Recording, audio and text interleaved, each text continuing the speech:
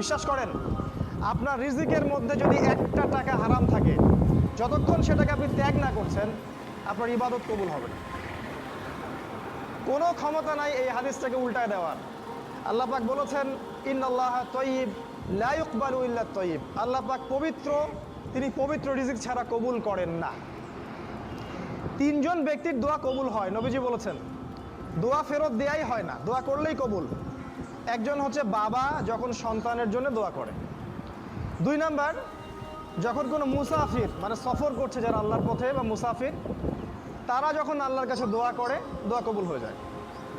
আরেকটা দোয়া হলো মাজলুম, তার উপর জুলুম করা হয়েছে, এই মাজলুম যখন জালেমের বিরুদ্ধে বদদোয়া করবে, তখন দোয়া কবুল হয়ে যাবে। এই মুসাফিরের দোয়া কবুল হয়। একজন মুসাফির হাত তুলে আল্লাহকে বলছিল, আল্লাহ আমাকে এইটা দাও, আল্লাহ আমাকে ওইটা দাও। আর আমাদের নবীজি দেখে বললেন যে